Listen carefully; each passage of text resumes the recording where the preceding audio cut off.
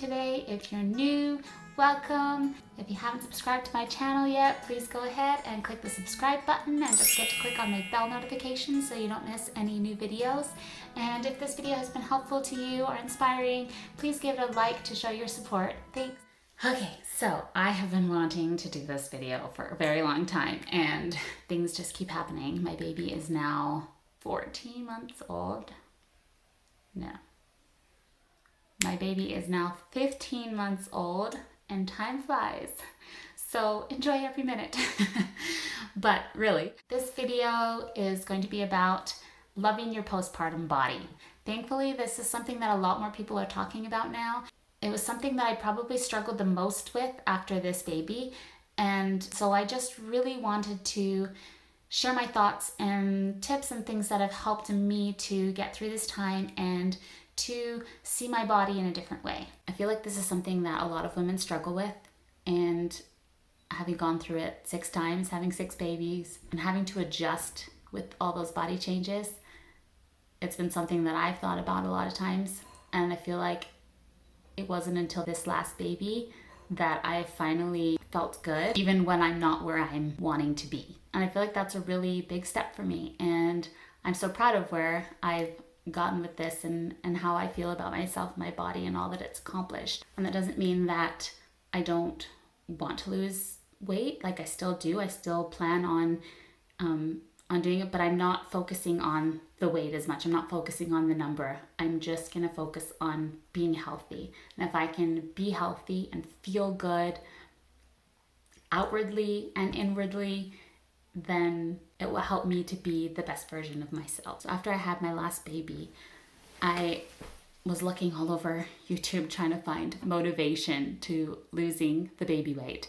And as I went through them all the ones that were like, how to lose the baby weight, how to get a flat stomach afterwards, how I lost all my baby weight in a couple months, they all only had 1 child, maybe 2. And I was like, I've had more kids. Like, it's gonna take me a while. And that's something I realized, like, the more kids you have, the harder it's gonna be to lose that weight again. Doesn't mean that it's impossible.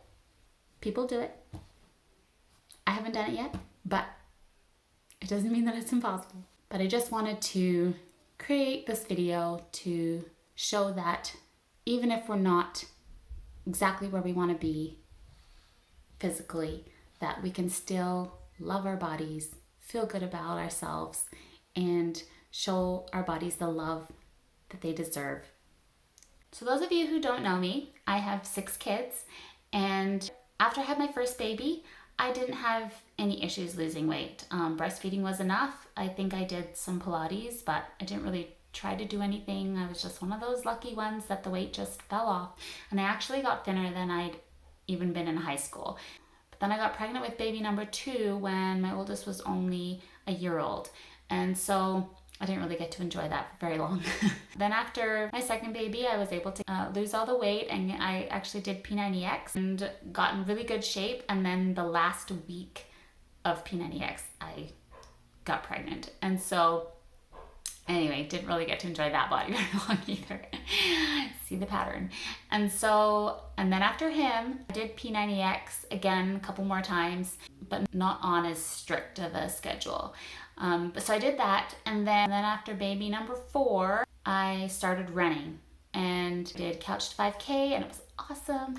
And then I got pregnant again, baby number 5, and baby number 5, I did not lose the weight. I actually did a 10K right before I got pregnant with her, and then after I had her, I had an extra 15 pounds. That did not come off. It was very stubborn. I struggled a lot after I had her with breastfeeding and her gaining weight.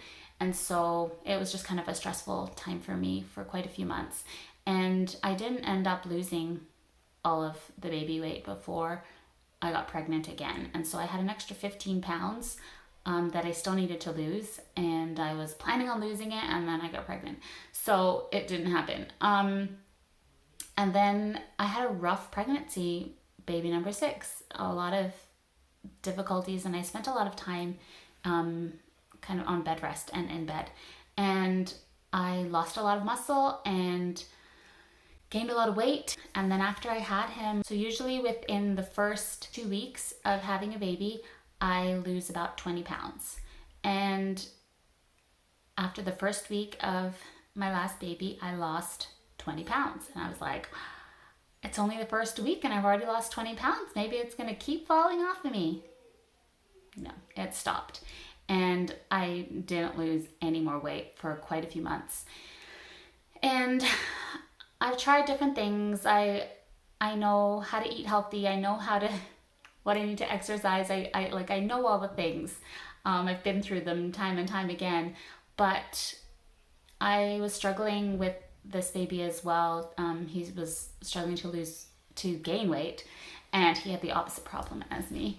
And it was very stressful. And soon after, so I had him in December of 2019, and then in March, COVID happened. And so it's been hard losing that weight as well. My tip number 1 is go out and buy some clothes that fit. This took me a while. So I kept on trying my pre-pregnancy clothes. I mean, it wasn't like they were like super thin clothes. They were just, still my heavier clothes. And every time I tried them on, it was so depressing and I still couldn't fit into them. So I would just wear maternity clothes, and the maternity clothes didn't fit me either. They were didn't hold me in at all, and I just felt fat and frumpy all the time, and it was really depressing. And I didn't want to buy clothes because I was like, well, I'm gonna lose weight eventually, and then I can fit into the clothes that I already have. And so I kept putting it off. And then a friend of mine who was doing some style coaching, she came over and helped me go through my closet, and I went through everything and only kept the things that fit me now. And it was so freeing to just there was still things that I really loved that were too small for me, and I just packed them away.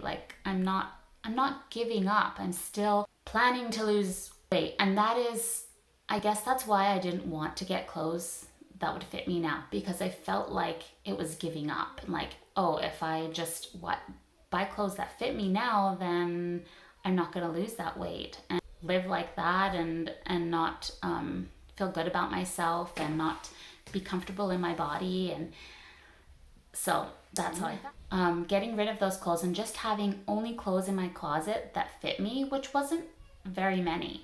And I didn't have any pants that fit me. And so I had to go out and buy a couple pairs of pants that fit me. And I bought some secondhand, but then I bought a new pair of jeans, which was really hard for me. They were cheap jeans, but anyway. So I went out, got some clothes that actually fit me, that I felt good in, that made me smile. When I go to my closet to get dressed and I see all my clothes, everything fits, everything makes me happy, and I feel good about myself when I get dressed in the morning instead of feeling frumpy and fat all the time.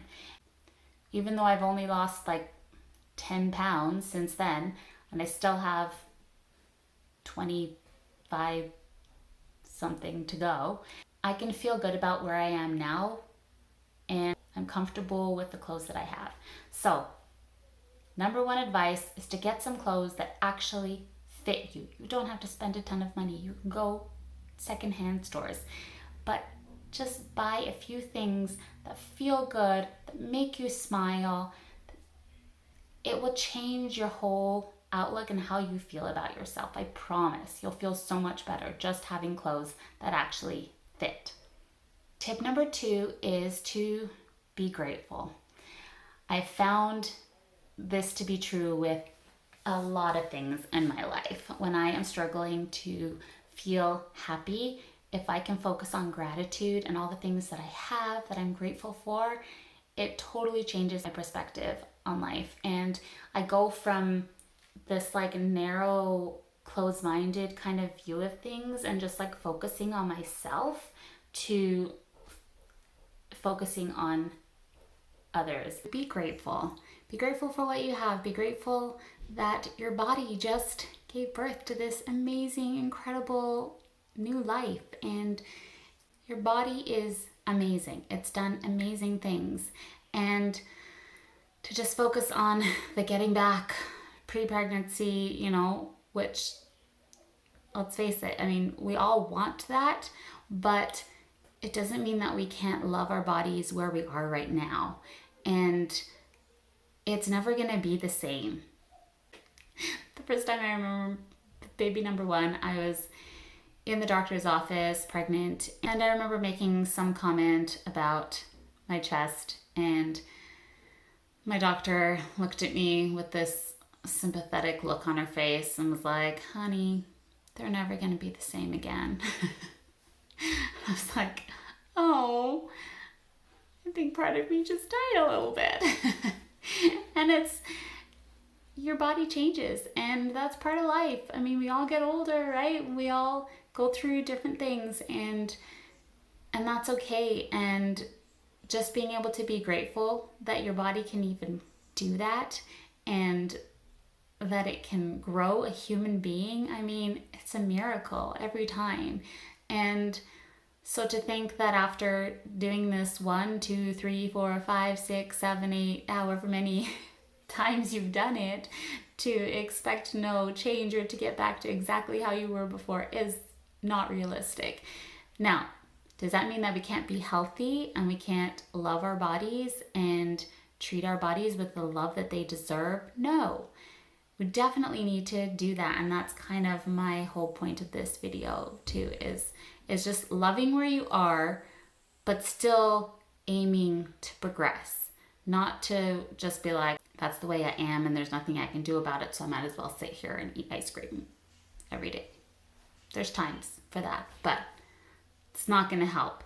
So be grateful for what your body's done. Be grateful for all that you have. And the more you notice the blessings that you have in your life and the things that you have to be grateful for, the happier you will feel, the better you will feel about yourself, the better you will feel about others. It's just therapeutic. Also, be kind to yourself and write down some positive affirmations, stick them on your wall, and say them every morning, say them into the mirror, and just really give yourself love, because you are amazing and you've done amazing things, and you deserve to be loved, and that love starts with you. So be grateful and be kind. Tip number 3 is enjoy life. Do something that you enjoy. I know it's hard when you have a new baby to find time for yourself, but it is so, so, so important. And it doesn't have to be something big. I read this meme that was like, taking a shower is not self-care, having a bath is not self-care, whatever is not self-care. It was like, these are basic rights. And anyway, obviously, you can tell I don't agree with that statement. Yes, you should be able to have a shower when you need to have a shower. And if that is a problem, call up a friend, call up family if you have family nearby. Somebody will be willing. Have a really important conversation with your husband about the need for personal hygiene. Like, that's not what I'm talking about. Having a bath is self-care. It is therapeutic. There are actually scientific benefits to soaking in warm water. And so it's therapy. Having a bath is self-care. Yes, that is something you should be able to do, but it doesn't mean that it's not self-care. Anyway, but find something that you enjoy doing, whether it is taking a bath or painting your nails or putting on makeup or going for a walk out in nature or calling up a friend or playing the piano or the guitar or the ukulele or making music, writing, reading books, whatever brings you that peace and calmness and rejuvenation, do it. Just make the time. There's always going to be reasons. There's always going to be excuses. I've had 6 kids. I know you can fit it in somewhere. There's always time to do something that you love. And maybe you can't do it for an hour. Maybe you can only do it for 5 minutes, but take that 5 minutes and do it and be grateful for it. I know it's hard. It's really hard. Having young kids is hard, and it's hard to find time to do things for yourself. And it's easy to feel guilty to take that time for yourself, but you need it, mama. You need to take care of yourself. Find the things that make you happy and bring you that sense of calm and that grounding so that you can be a better human. And it's okay to take that time. And going along with that, taking time for yourself, also surround yourself with friends who understand what you're going through and are supportive, because they will be your lifeline when you feel like you're drowning. There's been many times in my life where I have just felt so overwhelmed after having a baby and not knowing how I could get through another day, like just so overwhelming. And I felt that anxiety and depression that comes to some after having a baby. I haven't felt it with every baby, but I have with some. And it's really, really hard to do the simplest things. I remember sitting there knowing that I needed to bath my baby and just not being able to physically comprehend how that was even possible. How could I do that? It was like I just felt so anxious and worried of just thinking about having to do that. So I get it. And the one thing that helped me get through that was to call up my friends and just, well, I couldn't even call them, but I texted them and I said, hey, I'm going through a really hard time right now. I would really love some support. And they came over and they made me lunch and helped take care of my baby and gave me the support and the love that I need. You just need one friend, just one person that you can connect with. And that's so important. And if you don't have that one person, I am so sorry. And try any way that you can to find somebody, because there are so many good people in this world that are willing to help. But sometimes you have to put forth that effort to find them. But hang in there. It does get better. I promise. So my tip number 4 is to fuel your body right. It's so easy to just turn to those less healthy treats when you're feeling burnt out and tired and overwhelmed, but it doesn't make you feel good in the long run. And by finding those good foods that are going to fuel your body right, give you the energy that you need, they'll make you feel good, they'll make you feel happy, and you'll have the energy that you need to be there for your kids and to be a better mother and a better person. So fuel your body right. Meal prepping is a huge way to help make good food choices, either by coming up with a plan ahead of time for your grocery shop, or even just prepping some veggies and things in the fridge so that when you are hungry, you know what you're going to eat. When you're eating good, you feel good. Number 5 is find an exercise program that you love, whether it's just going for a walk outside. That's been something that I've just started doing. I have done exercise programs in the past and I love doing them, but at this time I just felt like I couldn't. Sometimes I feel like that's something I can do, and other times I feel like all I could do is go for a walk. And I started just walking around the block, and I would do 3 walks a day around the block. And then I'm like, I can do a little bit more. It's that I do 2 blocks and then 3 blocks.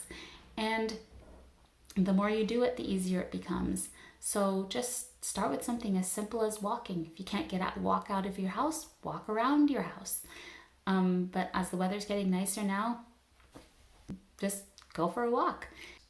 But also finding a program with something that's a goal to work towards. Like, that's why I loved doing P90X. It was 3 months, and I knew that exactly what I was going to do every day for 3 months, and I saw awesome results. But the workouts are an hour long, and I just don't feel like I can put forth that much time right now.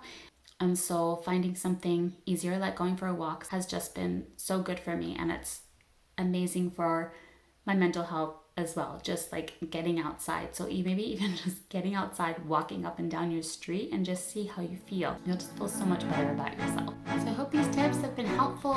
Don't forget, you're amazing, you're beautiful just the way you are.